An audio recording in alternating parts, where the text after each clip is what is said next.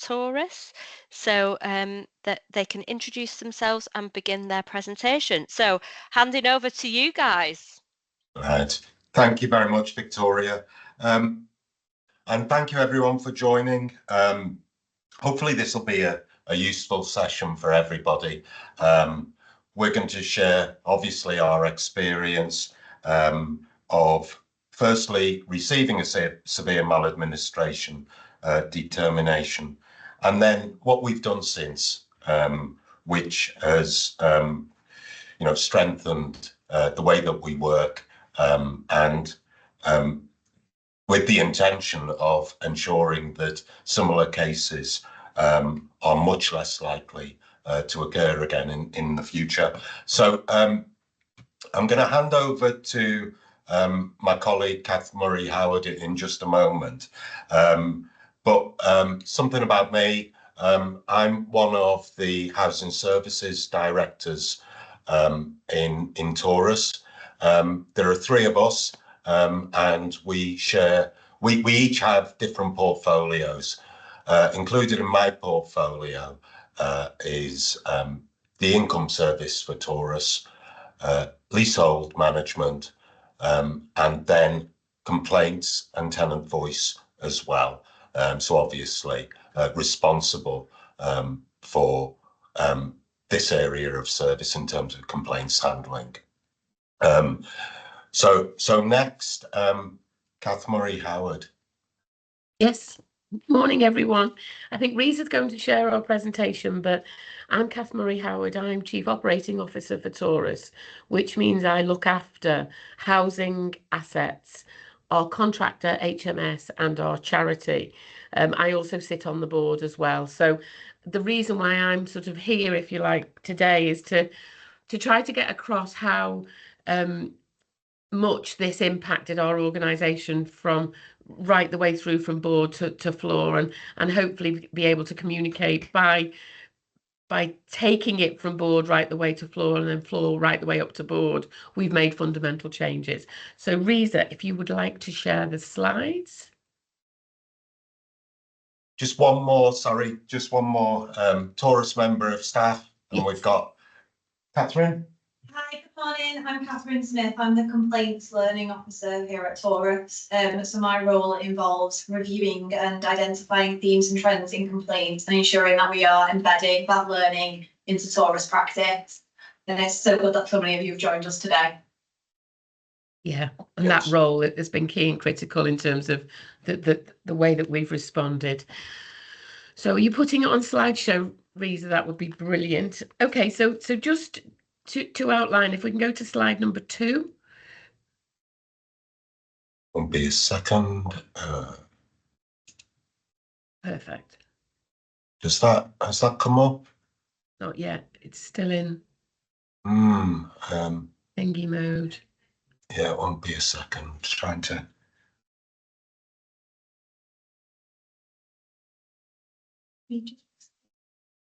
Yeah.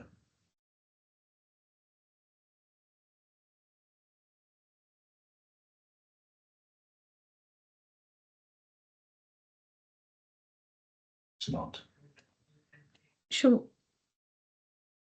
It's not letting me do any of those things.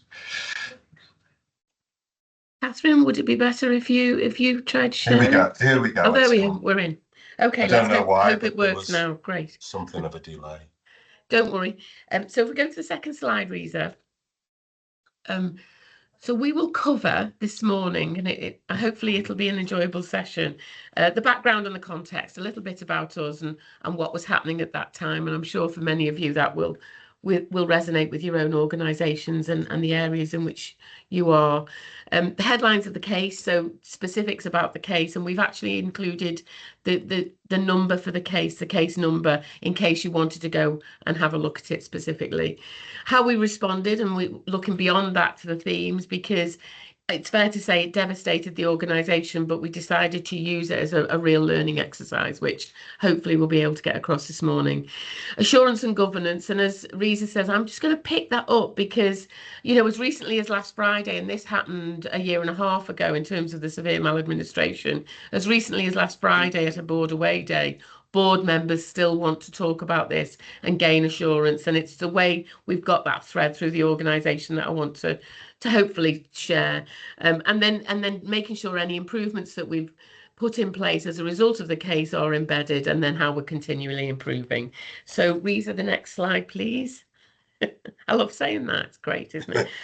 It's a little bit about Torus. So some of you may know, but Torus is the Northwest's largest affordable housing provider by location. So we've got the most concentrated of properties. Riverside is obviously larger, but across the UK. What that means is wherever you drive in either Warrington, Liverpool or St Helens or Wirral, you're bound to come up with huge swathes of our properties and our estates. It's a combination of Liverpool, Warrington and St Helens, and this case took place at a really difficult time for our sector, but us included, which was post-COVID. We'd actually amalgamated in 2019, which was a challenge in itself, but there were systems issues with that, and we have a contractor, HMS, that was experiencing that growth. So to put that into context, HMS were, when in 2019, were a turnover of 20,000, maybe 30,000, well, 30 million, but went up to where we are today, which is 140 million. So there was a huge steep growth at the wrong time, if you like. And we know that repairs and maintenance programs were affected by the building sector, but we know all the publicity, rightly so, did create a heightened awareness within our tenants, and we actually welcomed that, but it did create challenges. The issues on this particular case occurred before the implementation of the October 22 code. However, it's not to say it wouldn't happen again.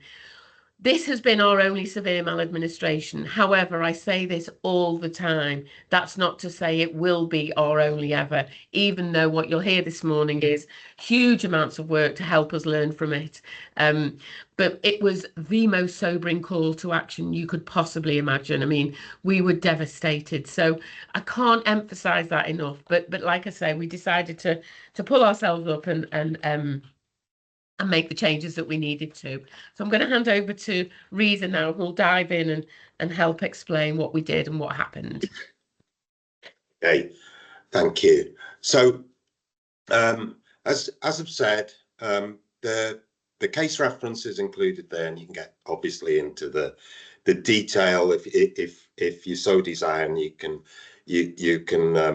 pick it apart and compare and contrast with your own organisation. So what I've tried to do here is just really pick up on the themes, the key themes that were identified. You may indeed recognise some of these themes in your own organisations. So we won't go through exactly the detail, but certainly these themes. So starting with obviously this case specifically revolved around our approach to damp and mould, and our initial response is very much a thing of the time. Our initial response was delayed, and as Catherine has already said, you know, very much a moment in time where we were experiencing significant growth, and we were also using subcontractors more than we would ideally wish to. So that said, the use of subcontractors helps you get through peaks, but we also experienced as well, they couldn't access our systems as well, and we couldn't access their systems very well. And so that communication between ourselves and our subcontractors compounded our initial delays in dealing with this report of damp and mould. So in terms of record keeping, related to no access visits.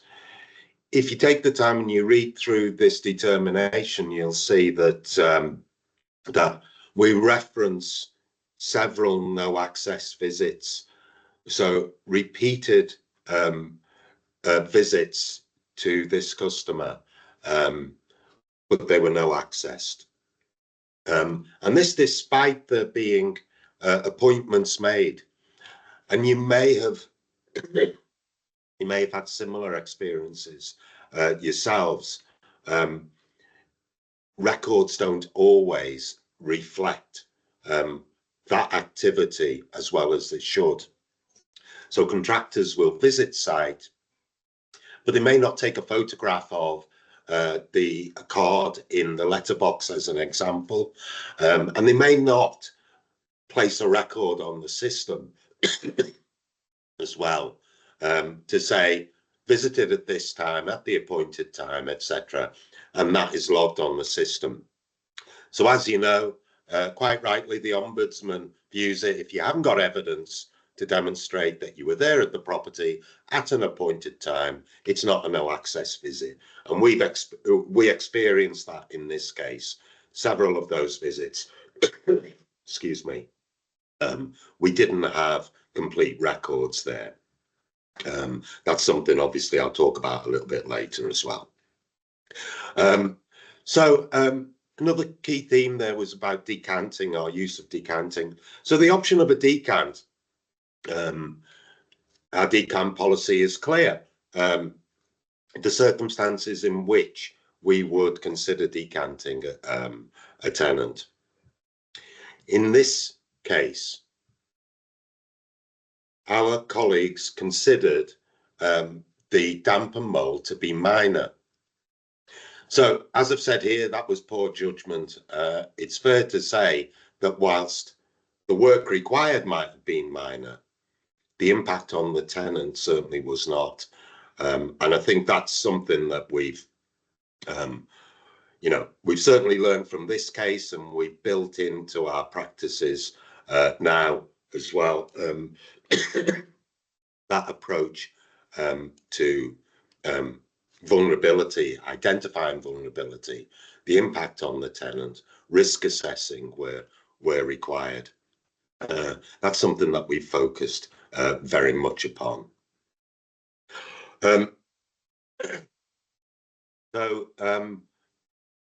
Communication was another theme. It often is in poor judgments.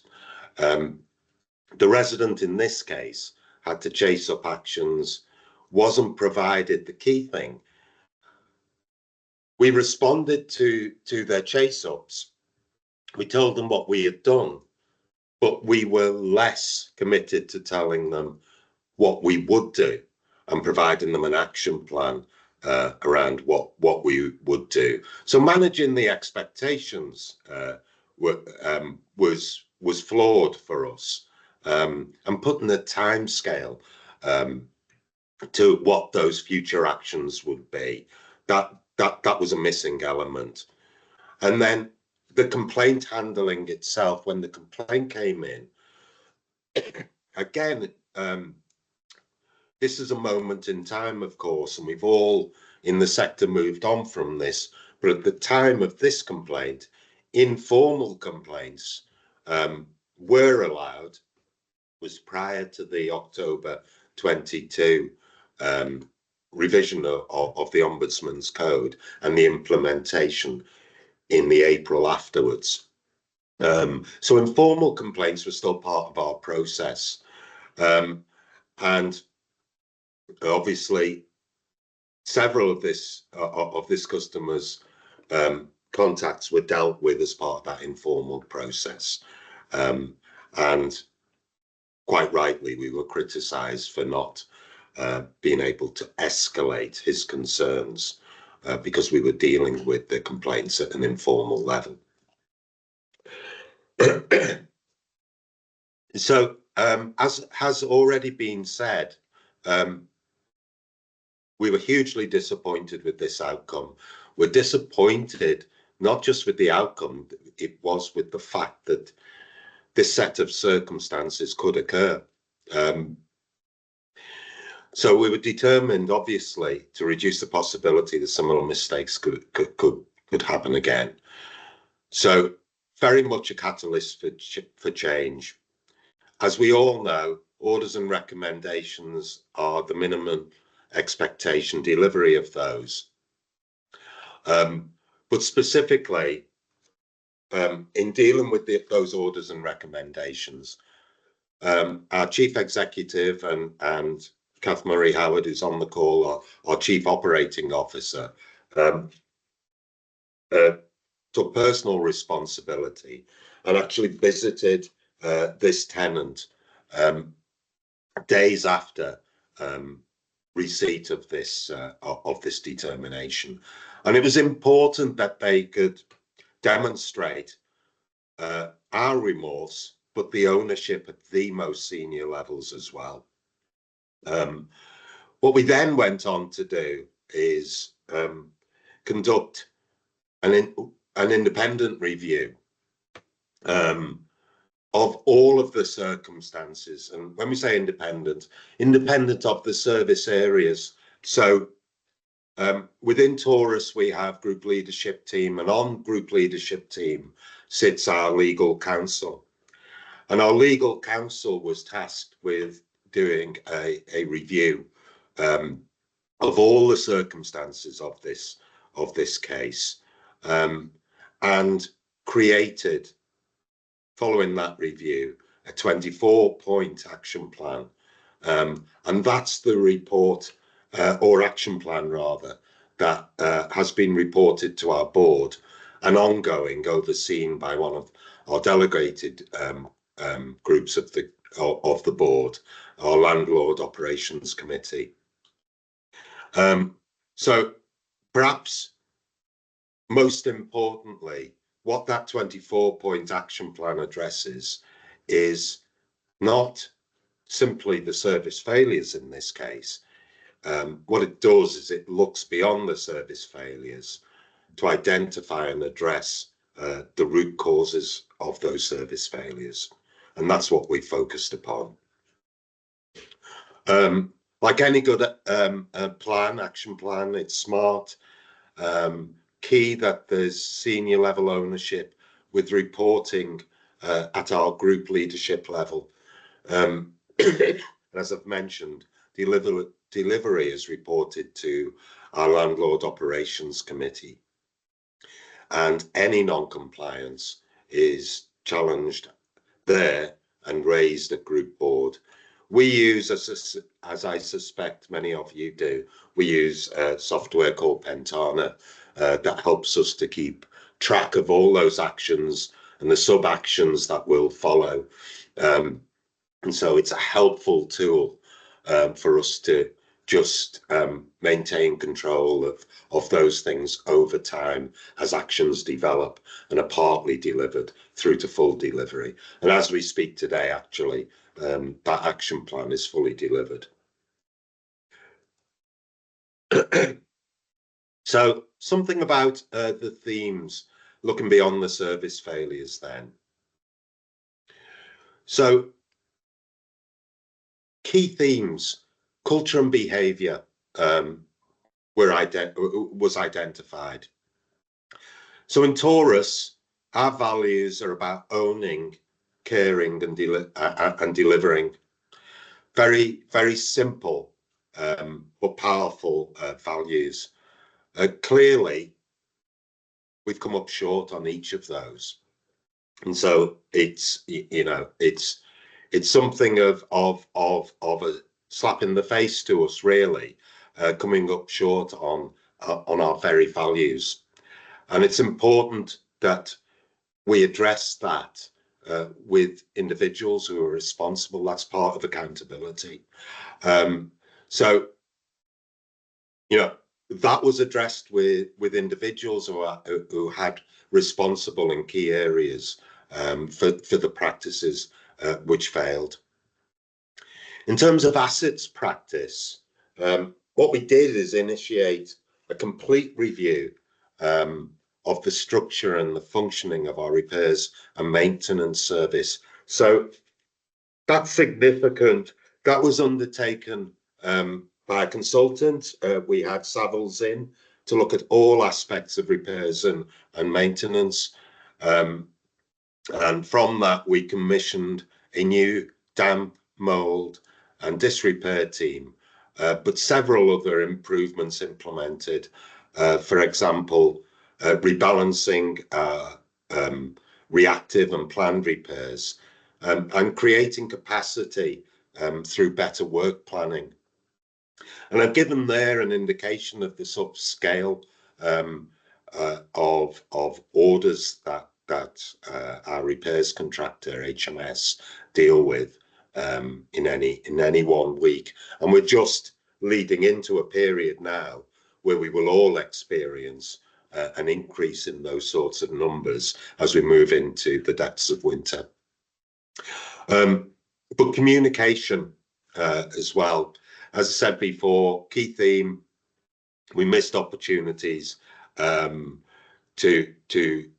liaise well with our tenant in this circumstance, and specifically, we sent surveyors out several times to visit this customer. Issued work orders thereafter, but didn't liaise well with the customer about what they might expect, what the results of those surveys were, and putting timescales around those things as well. So in terms of systems and processes, as I've indicated before, with that number of repairs per week, we also have a good proportion that are no access visits as well. And I talked about at that particular time, around 20% of all our repairs work were no access repairs, but our systems didn't particularly capture, and provide good evidence about appointments and the visits and so on, that could demonstrate that we've called out at the appointed times. And this, despite operatives making calls as they're on the way to work, to those jobs, we still have significant numbers of jobs no accessed, but didn't capture that particularly well. And at the time, what we were doing, if there were 3 such attempts made to deal with a works order and they were no accessed, those jobs were automatically cancelled. And that happened in this more than once, in this case more than once, and that produced significant risks because we cancelled works down that still needed to be done, and we awaited the customer to contact us to chase up what was happening with that work. And now what we do is something very different for no access, and we proactively call and follow up on those no access visits. So in terms of complaint handling, that whole area of work, I think we've all experienced huge increase in volumes. And regardless of this case, I think we would have had to approach complaint handling in a different way. We reviewed our process to handling complaints. At the time, when complaints were received, we triaged those in our customer hub, and we passed those to individual service areas to deal with those responses and deliver any particular actions. So our review concluded that a central team was necessary, significant investment in that central team, 15 people in that central team, which in more recent times has changed from being a central complaints team to a customer resolution team, which I think better reflects what that team is aiming to do. So we're focused, of course, on customer resolution and improving remedies for that customer. So our contract management and performance is another key thing for us, is that given the scale of our contracting, one of the key things is where we're getting feedback that there's service failure or there are problems with no access visits, problems with the quality of work undertaken, those kinds of things. We need to ensure that that is fed back through a formal contract management route. And that's something that we have focused on. So strengthened our management of our contractor. Even though the contractor is part of our group, we have a formal approach to contract management and performance management in that contract. So key disciplines there that we've strengthened. So in terms of housing practice, there was an issue here with this customer over time, perhaps understandably, got very frustrated with us. And there were instances where, he was quite abusive to staff. And that probably led to some delays as well, because, we've terminated calls on occasion and waited for that customer to calm down and call back. And what we've developed since is an unacceptable behaviour policy, and we've trained staff on the use of that and appropriate responses and any particular sanctions and the review of those sanctions as well. So Kath, I'm going to hand back to you on this slide on governance and assurance. Yep. Thank you, Risa. So I hope you're beginning to see, to get a picture of how seriously we took this. And that does relate to governance and assurance, because, as I say, as recently as Friday, we were asked about it. Risa mentioned that myself and the chief exec went to visit our tenant in this case. And the reason for that was, A, to take complete accountability. And it was about 2 days after we received the determination. But it was more for me about spending time and hearing from that person's voice about what our actions had done to him. And they were the actions across the whole of the organisation, from everywhere, from the customer hub through to HMS, through to housing teams, through to subcontractors, as Risa said, a whole raft of people, none of whom come into work to do a bad job, but all linked together somehow just went horribly wrong. So we went to see him, and that was as a result of that, we started the action plan. The action plan was delivered to GMT and then taken to group board. And there had to be some governance around that in terms of the monitoring of that, which we delegated to the Landlord Operations Committee, which is our tenant board, is the only way to describe it. In fact, I think we have a member on the call today. Every one of those recommendations was, as Risa said, put into Pentana, and I was personally responsible as the officer involved to make sure that there was delivery of that, and still am. There was one delay on one of the actions, and that was a group-wide customer excellence program. We've outsourced a customer excellence program where every single employee in our organisation, which is close to 2,000 people, has now been on a customer excellence program. There was a slight delay in the delivery of that, and we've just finished it at the end of August. It was originally planned for the end of July. So again, we had to make sure that governance was absolutely right. And the chair of the LOC also requested that we produce a specific complaints report. Ongoing, like I say, on Friday, we do deep dive sessions on all things to do with the Housing Ombudsman. Our scrutiny panel, which is our tenant panel, dive into complaints, and we monitor all of our findings on the Housing Ombudsman. We've had an internal audit recently, and I think hot off the press as recently as the back end of last week. Based on the recommendations of this action plan, we got that audited, and we've received reasonable stroke substantial assurance for that. We're in the process of just debating one point with our auditors on that, to just check whether it wasn't just an action plan that sat there doing nothing, that actually we've delivered it and now it's embedded, and they feel objectively that it is, which we're really proud of. So I just wanted to sort of express on you the importance of that real thread through the whole organisation when something like this happens, to make sure that it's taken as seriously as it should be. I'm going to hand over to Reza for the conclusions. Thank you all.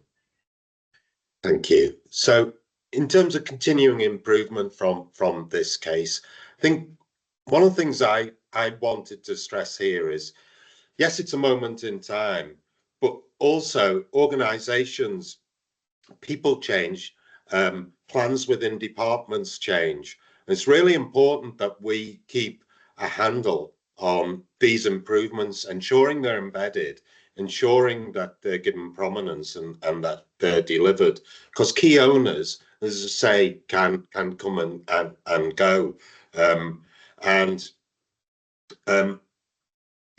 It's just really important that we maintain the thrust of these improvements. So again, in terms of the improvements, I have talked obviously about the no access process, the overhaul of that.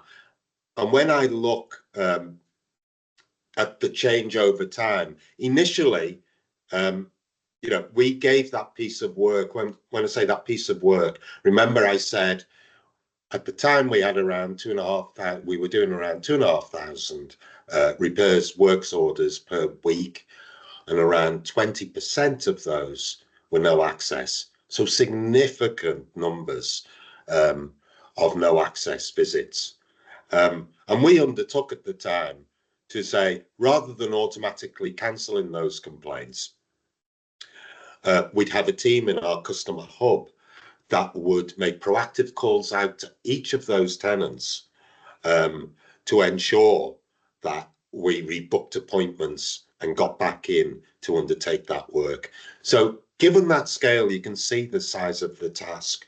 And what we've now done, because it's a good couple of years since this issue occurred, what we've now done is pass that responsibility to our assets colleagues, because it's important that they own and manage and amend practice. So they've got control of it now, much more control of that whole process. But fundamentally, we still manage the no access and do the the follow-ups of no access, and don't automatically cancel. So creation of the complaints team, which is now, as I say, moved on to rapid resolution. So it distinguished, one of the key things we do is we distinguish service enquiries from complaints. And in having this rapid resolution team, that gives us the opportunity, strictly within 48 hours, to deal with those service enquiries. We do that, we have a particular team set aside to do that, and then if we can't resolve them within 48 hours and the customer wishes to do so, we then we raise formal complaints. And as I mentioned, the centralised complaints team, we're just into the anniversary. We're in first year in place now, very successful, improving practice, communication, resolution and remedies, and obviously we want to build on that. And the final point on this slide is about a competency framework. We've introduced a competency framework which has application right across the group, and that is seen as obviously a complementary improvement. So we've established the abilities that are required for every officer in the organisation, whatever their role is, and we recruit to those abilities, and we performance manage them to those abilities and we support and enable them to deliver against those abilities as well. So that's something about ensuring that practice remains good practice over time. This is the final slide. So very quickly, vulnerability and reasonable adjustments. We've put that in place. We've talked about the weakness that was there at that moment in time. There's been ongoing practice learning, particularly that the Ombudsman has promoted in the area of vulnerability and making reasonable adjustments, and our practices have moved on considerably in that regard. In respect of damp and mould, I've mentioned we've got a specific damp, mould and disrepair team, and that has added emphasis with our base shacks law that's come into place. So customer excellence training, Kath mentioned that's rolled out across the group. Another Catherine here with us this morning is our learning officer. Really proud to have a learning officer, a learning function within our customer resolution team. And Catherine does an awful lot of work gathering data around our complaints, not just formal Ombudsman's determinations, but including Ombudsman's determinations. She runs feedback sessions, learning sessions with key leaders in the organisation, and also produces a monthly bulletin to all staff, just sharing what we've learnt in that previous month. So the idea of that is we have specific sessions with leaders, and they're expected to share that with their teams, but the prompts for improvement go to everybody. And you know, they're quick acting things. It's not something that happened last quarter or several determinations ago. It's what's happened in the month before. It enables people to act differently now. And Kath's mentioned the audit and risk focus. And we've had 2 audits, one specifically on very recently on complaints, and another that touched our complaints service as well, in terms of learning and development as well. And all that is aimed at ensuring that our practice remains as intended, as improved practice. As said, that's the final slide. So thank you all. Happy to take any questions. Well, thank you very much for that really informative presentation. Thank you very much, guys. And also to James, who's been frantically messaging in the chat with lots of responses to questions, but also just adding to what you're saying. So thanks, a big shout out to James. Now, we have got quite a few questions, and some of them might have already been answered in the presentation, but I just want to make sure that they've been fully answered. So I'll go through them in order as they come in the chat. If you do have a question for Catherine or Reza, feel free to pop your hand up if you'd rather just ask it out loud.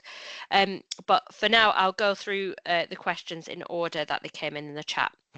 So the first question was from Sue, who's been very busy asking questions in the chat. So Sue says, do you share risk assessments with the tenant so the tenant can make an informed decision, or even have an opportunity to change their mind? For instance, they may not wish to be decanted, but on reflection, having read the risk assessment, they may wish to change their minds. Yes is the short answer, because of course risk assessments are at a moment in time as well.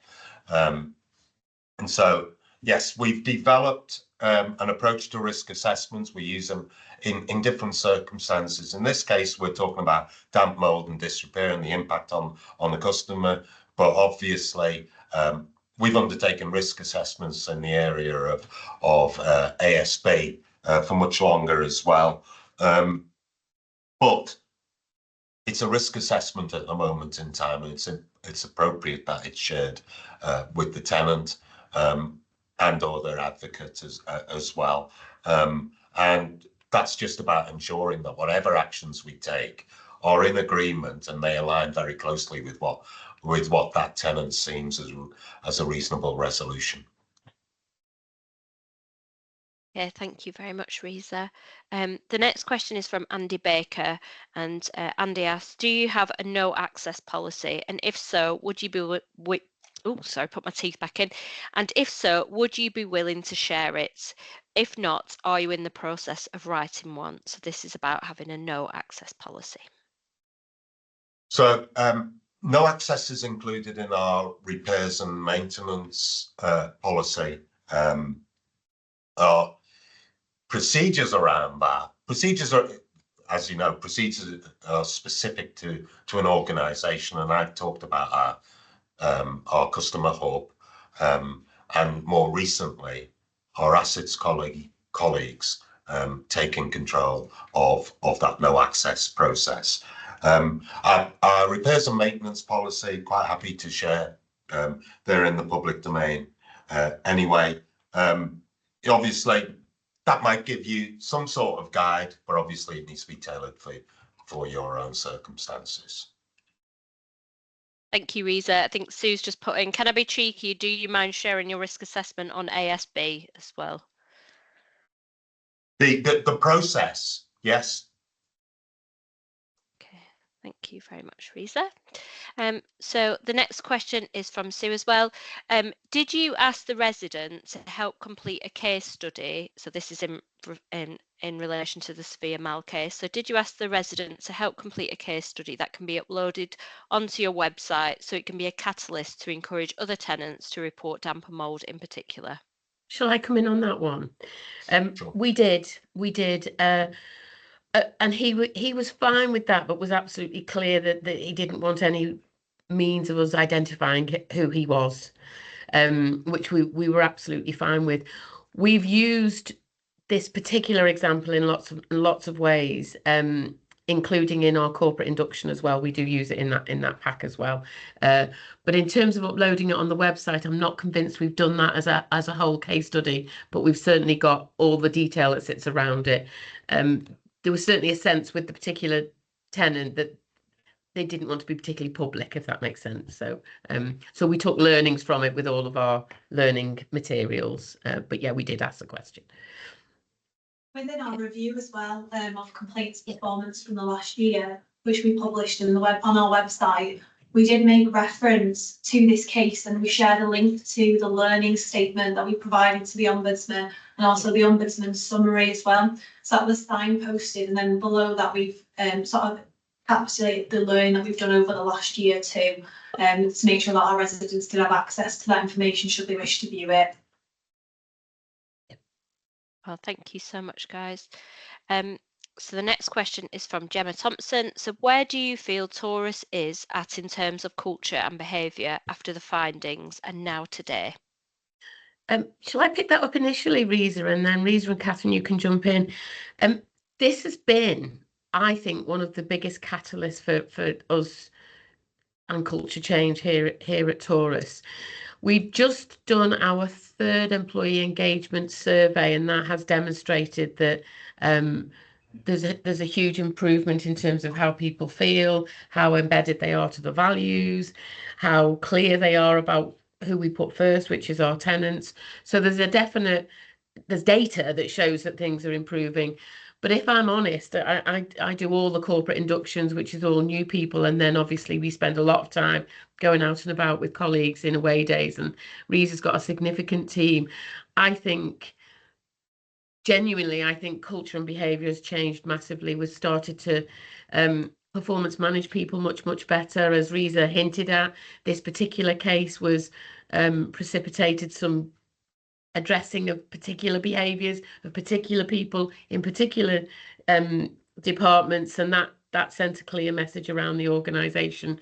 But the biggest bit for me is the complaints function, because what we don't do, and it's really important that we don't do this because of what I referred to before about all the varying touch points, what we don't do is just point one finger at the frontline, let's say, operative or frontline housing officer and just isolate that as their problem. The way that we work here is we do a whole breadcrumb trail right the way back.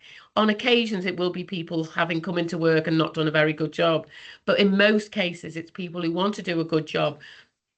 But because of the handoffs and the way our processes work, it just hasn't worked that way. So we try to encourage much more about the learning from these things rather than the blame, if that makes sense. But there will be people who just haven't done a great job during the course of a serious maladministration in this case. But the learning mentality is definitely something that's changed hugely.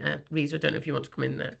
Yeah, the other things for me is it's culture and behaviour is something you've got to feed and water, isn't it? Many different touch points, but it has to run through absolutely everything that you do. It's the approach you take on a day-to-day basis, whether that's in training, in your team meetings, in recruitment, in performance management, in support. You've got to have central values and an approach to building a service that is centered on the customer. And you've got, as I say, to feed and water that over time. And one of the key things I'd point you to is our competency framework. In doing that, so much work has gone into that competency framework, and that's about it's moving further on than what traditionally job descriptions describe the job that you must do. Competencies describe the way in which you must do them. So the abilities that you have, and there's a continuing discussion about your ability to deliver in the right way. And so, that's how we've embedded it. We use that competency framework to embed our culture and the behaviours that we want, and to build on that over time. I will also add, if I can, I've always said this, I've been here 5 years, we should welcome complaints. Complaints are a good thing. They're an opportunity for our tenants to tell us how they feel about something and for us to change it. The fact that the complaints escalated massively a couple of years ago is partly because we gave tenants the permission and the route to complain. So I like to look at this in the other end of the telescope. What we do now is yes, of course, we measure the numbers of complaints that we have, and we prefer not to have lots. But in having lots, we know that we have to deal with the issues that are being presented to us, rather than tenants hiding away and not feeling that they can complain and tell us how they feel because we don't listen, or that they somehow get judged for complaining to us. That culture is much more open now in our organisation, and we're proud to promote complaints, if you like, as a means of getting in touch with us. And James has very patiently had his hand up for this entire time. So James, would you like to come off mute?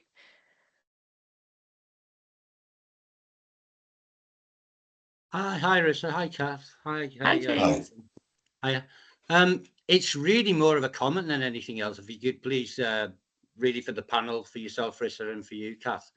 Aren't I right in saying now that since this and prior to it, really, what you're trying to do is have the complaint journey from your partners through to the terms of reference, so that from the moment it comes in at the hub, that complaint is followed all the way through to HMS and other partners. Yep. So that those mistakes can't happen any longer. And also the fact that you've done things like introduce the reach deck systems and alongside the stay-at-home teams to make sure that any form of communication a tenant may need through vulnerability or otherwise is adhered to. Would that be correct?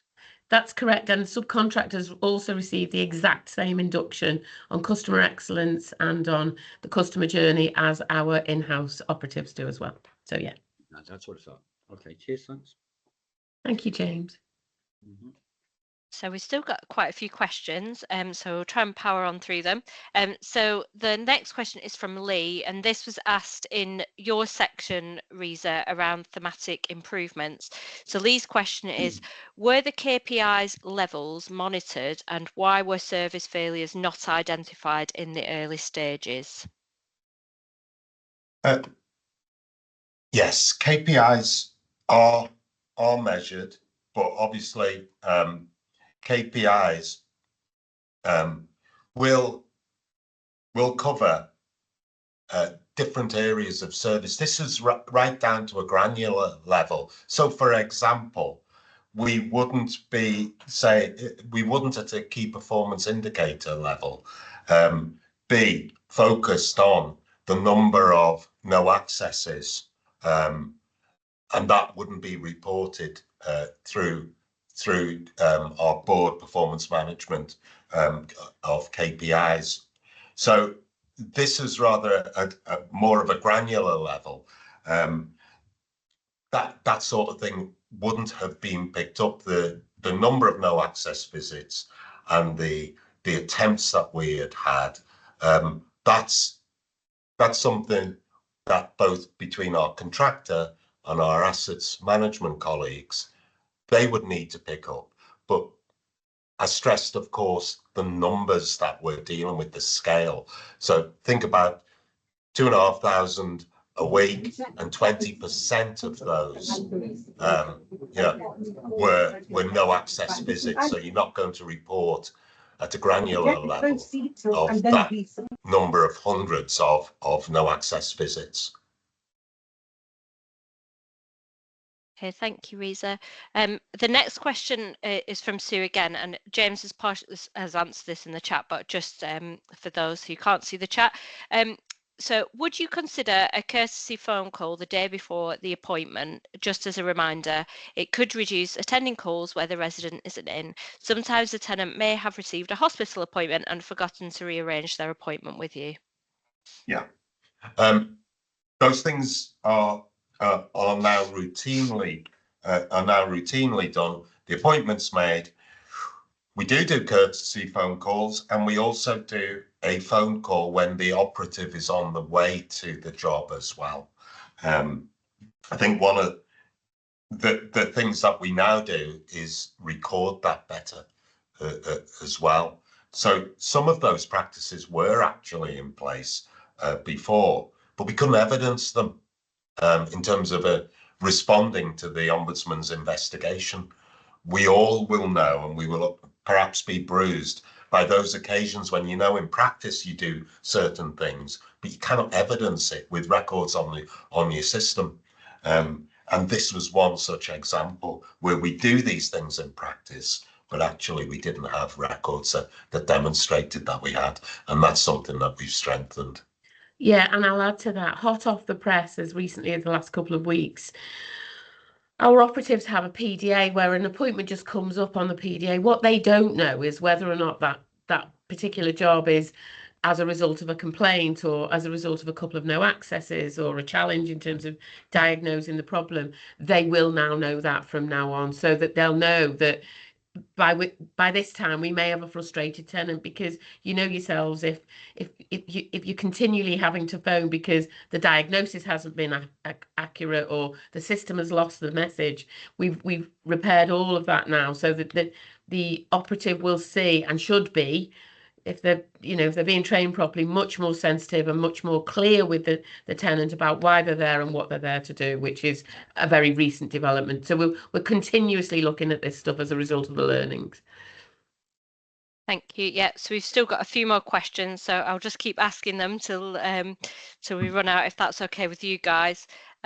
So the next question is from Jackie. This was under Reza's continuing improvement from the case. So Jackie's question is, how many complaints at stage 1 and 2 are the customer resolution team responding to each quarter? So we've recently settled at around 250 per month is what we're receiving at stage 1. Approximately 10% of those escalate to stage 2s. Last year around Christmas time, we hit a peak where we had around 400 complaints coming in per month in the winter months, November, December, January. So significant numbers. And as Kat said before, we are encouraging our tenants to tell us when they're dissatisfied. But when it reaches those sorts of numbers, it's, places particular pressures on the team. And that's why it's been really helpful to have that central approach, that central team. And we've been able to also, where we've reached those peaks, we've been able to lean on our colleagues in the customer hub to take different elements away from us, in effect, and add to our resource in dealing with those peaks of work. James, did you want to come in here? If you want to come off mute. Would it be fair to say that here at Torus, yourselves as Torus, as landlords, have the similar situation now that's gone across the board throughout the whole sector, with shortage of skills, staff, maintenance, materials? But on top of that, since AWAB's law has been introduced, the fact that so many more tenants are being encouraged through claims farmers and one thing and another to try and bring forward complaints that otherwise not necessarily may have got there. Has this had a detrimental effect in any way to the service that you provide to us as tenants, would you say? I don't, James, and I think we've had this conversation, but it's a pain, of course. Anything that places additional pressure on our resources has been something that we've had to deal with. And in fact, if I can link that question, I think there is a question about resources. We've got to deal with what we've got to deal with, and it's rare that we find that a tenant has exaggerated an issue. So we will always address every single concern that a tenant has, and any route that they've got to come to us, we welcome.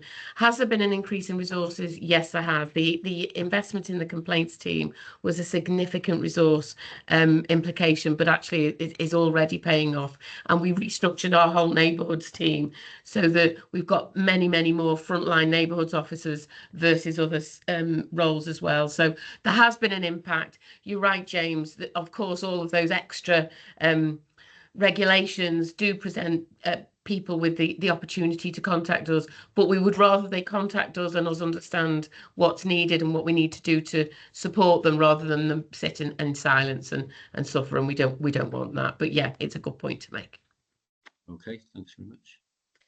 So we're at 11 o'clock now. There's still a few more questions to answer. So what I'll do is I'll email the questions. So it's Molly's questions, Sue's and Kirk's. I'll email those to Reza, Catherine and Catherine to answer, and then I'll send them round to all of the attendees at the session today, just so you can get to your next appointment.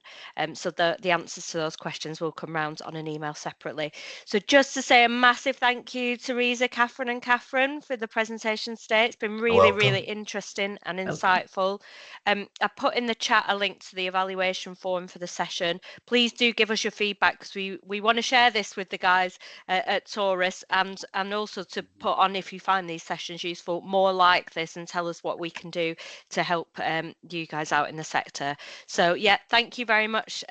You guys at Torus, thank you very much for those of you who have joined, and expect an email from me shortly. Thank you, everyone. Vicky, yeah, this next session that's coming up at 2 o'clock, I can't get into it, the spotlight report. Oh, okay. So who is that's talking? Is it James? That's noise. Yeah, it's for the noise. It's 1 till 2, I think. The noise spotlight report. I can't get in. All right. Okay. Well, I'll email you, James, because I've got your name on the list, so I'll be in contact about that very shortly. Thanks, everybody. Thanks very much. Cheers, Rissa. See you, Catherine. Bye. Brilliant.